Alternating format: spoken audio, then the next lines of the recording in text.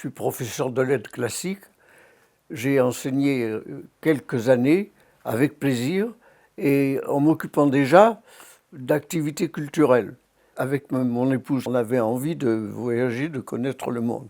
Et donc, nous avons été demandés à aller à l'étranger.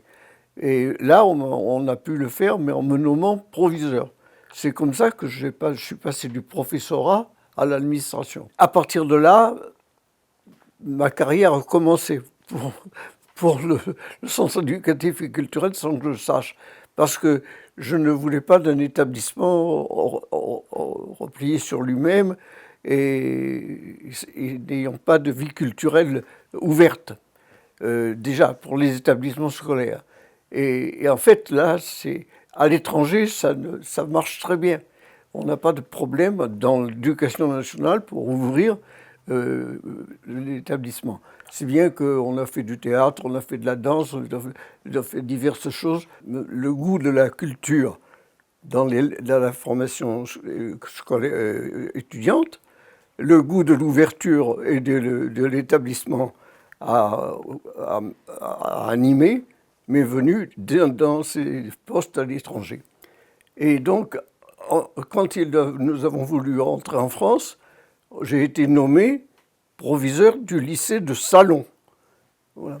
Et alors là, j'ai vu la différence entre un lycée de l'étranger plein d'ouverture et un lycée français assez renfermé sur lui-même. J'ai entendu parler de ce projet et j'ai trouvé que c'était sensationnel. J'avais déjà entendu parler un peu du premier projet qu'il y a eu en France, dans la région parisienne, je ne me rappelle plus le nom de l'endroit, qui a été le premier précurseur d'établissement ouvert. Là, j'ai rencontré un directeur de service à la préfecture de Marseille, qui était très passionné par l'idée d'un centre ouvert et qui voyait que le projet qui avait déjà un peu germé et commencé pouvait se développer. Et donc, en liaison avec lui, j'ai pu travailler librement.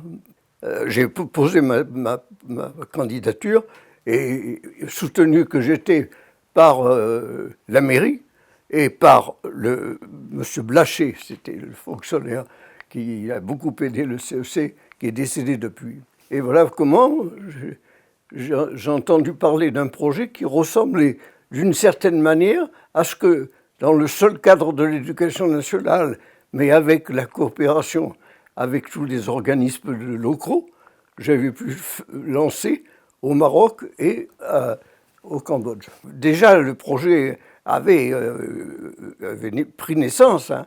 Et donc, quand j'ai été là, j'ai épousé tout naturellement ce qui avait été commencé de faire, en assurant la cohésion, si possible, la vie, l'activité et le développement. Oui, j'ai été très, très heureux parce que immédiatement j'ai trouvé de l'accord dans les personnes avec qui je travaillais, de l'accord pour la création et le développement du centre éducatif et culturel. Donc, une fois que j'ai été lancé là-dedans, j'ai été extrêmement pris, mais avec beaucoup d'intérêt. Ça a été pas mal parce qu'on a eu à la fois beaucoup de contraintes et beaucoup de liberté. De mon temps, il n'y a jamais eu d'histoire, notamment de fuite d'élèves ou de choses comme ça, jamais. Mais moins que dans des établissements fermés. Le mieux réussi, je crois que c'est la bibliothèque comme instrument pour tous les établissements qui étaient là. Ça n'a pas posé de problème majeur.